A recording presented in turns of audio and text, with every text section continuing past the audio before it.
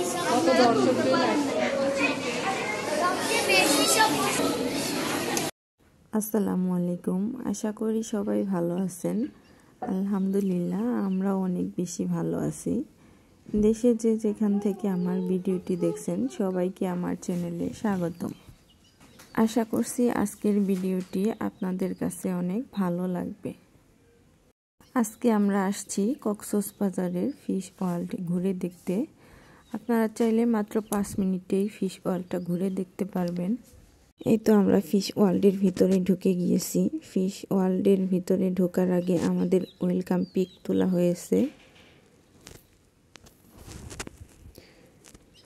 এই তো ঢোকার শুরুতেই দেখা যাচ্ছে যে এইখানে কাঁকড়া,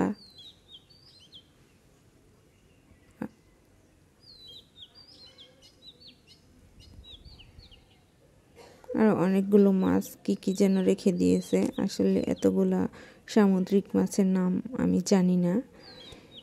এরপরে ঢোকার মাঝামাঝিতে এখানে ছিল একটা সুইমিং পুল। এখানে অনেক ধরনের মাছ ছিল। এখানে মাছকে ফিডিং করাচ্ছিলাম। আরেকটা কথা বলে রাখি, হয়তো অনেকেই জানেন না এটাতে ঢোকার জন্য টিকিট কত করে নেয়। এটাতে জন প্রতি 300 টাকা করে নেয়, কিন্তু আপনারা যে রিসোর্ট বা হোটেলে উঠবেন সেখান থেকে যদি নেন 50 টাকা করে ডিসকাউন্ট পাবেন, বা আপনাদের পরিচিত যদি থেকে থাকে তাহলে 50 টাকা না আরও ডিসকাউন্ট পেতে পারেন। আমরা দুজনেই ডিসকাউন্ট পেয়েছি। এই তো মাছকে ফিটিং করানো শেষ। এইটাই ছিল এই ফিটিং ফিশের আরেক সাইডে অনেক বড় একটা পাঙ্গাস মাছ সমুদ্রের। আর ওইটা কি মাছ ছিল নাম জানি না।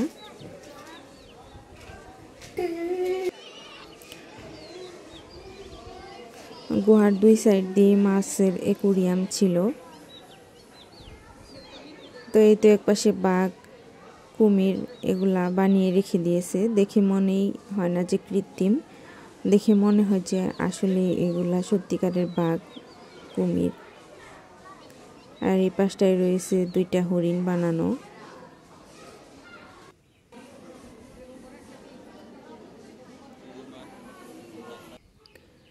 এই তো এই পাশে লবিস্টার ভিতরে ঢুকে রয়েছে, শুধু তাদের শিংগুলা দেখা যাচ্ছে।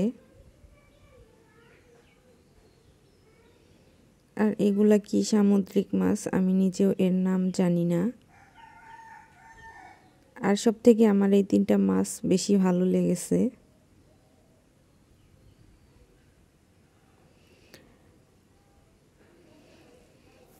আর অ্যাকুরিয়ামের সাথে কি মাছ রেখে দিয়েছে, মাছের বয়স কত, মাছের মৃত্যু কবে, জন্ম কবে, সব লেখা রয়েছে এই দিক দিয়ে। তো আপনারা শেষ পর্যন্ত দেখতে থাকেন।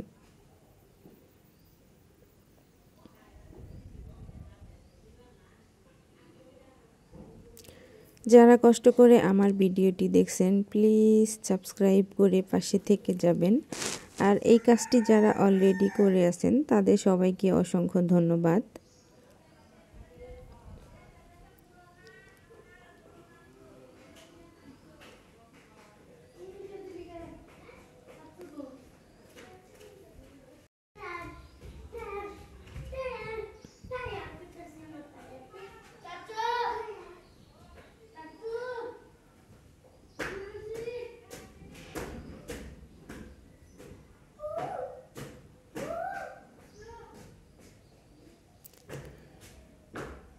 যারা শেষ পর্যন্ত আমার ভিডিওটি দেখতেছেন, যদি আমার ভিডিওটি ভালো লেগে থাকে তাহলে অবশ্যই একটা করে লাইক দিয়ে যাবেন, কারণ আপনাদের লাইক দেওয়ার কারণে আমার ভিডিওটি অনেকজনের কাছে চলে যায়। এতে করে আমার ভিডিও করার আগ্রহটা বেড়ে যায়। এতে এখানে যে পিচিটা দেখা যাচ্ছে আমার ওকে অনেক ভালো লেগেছে। তো ওর মা ওকে মাছ দেখতে বলতেছে, ও না দেখে শুধু আমাদের দিকেই তাকিয়ে রয়েছে। বাবুটা অনেক কিউট, তাই না?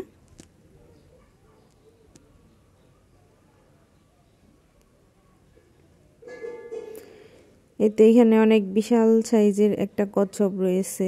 আমি এত বড় কচ্ছপ জীবনেও দেখি নাই, আজকেই প্রথম দেখলাম। এটা মনে হয় আমার থেকেও অনেক বড় হবে। এই তো 2 সাইড চারিদিকটায় গাছপালা আঁকিয়ে রেখে দিয়েছে, জঙ্গল টাইপের, মনে হয় যেন সত্যিকারের জঙ্গলে ঢুকে পড়েছি। কৃত্রিম গাছগুলাতে লাইটিং করে দিয়েছে, বিভিন্ন ধরনের ঘর বানিয়েছে। এতো এই পাশে খেজুর গাছ বানিয়ে রেখেছে, এখানে আবার কলসও দিয়ে দিয়েছে রস পড়ার জন্য। আমার কাছে সব থেকে ওই জঙ্গলগুলাই বেশি ভালো লেগেছে। তো এটা মনে হয় কুচিয়া মাছ।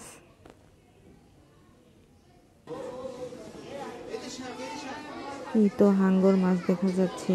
আর কি মাছ আমি এর আগেও বলেছি, আমি সামুদ্রিক মাছের অনেকগুলাই নাম জানি না, হয়তো দুই একটা জানি।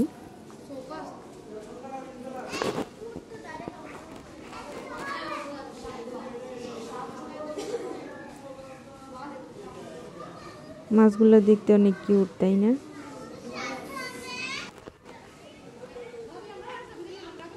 এই তো আমরা এখন গুহা দিয়ে বের হয়ে উপর দিয়ে বের হয়ে যাব। আমাদের ঘোরাঘুরি অলমোস্ট শেষের দিকে। তো এই গুহার নিচে সবাই ঝর্ণা দিয়ে পানি পড়তেছে, সবাই পিক তুলতেছে।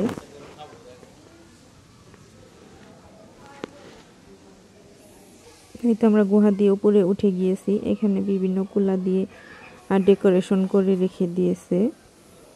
আর এই পাশটায়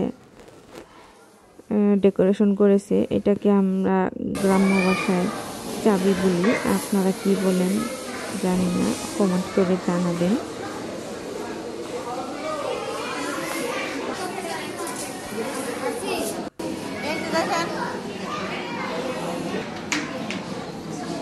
তো এখানে একটা জেলিফিশ রয়েছে, আমি এই জেলিফিশটা সমুদ্রে নেমে ধরেছিলাম। অনেকে বললো যে হাত চুলকায়, এর জন্য ছেড়ে দিয়েছি।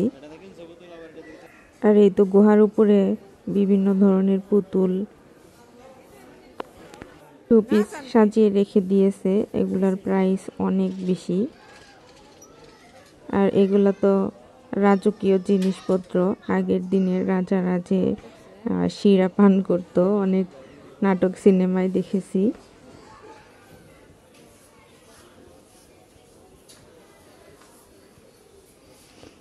এই তো এখানে দেখেন ডায়মন্ড ওয়ার্ল্ডে ঢুকে পড়েছি এখন।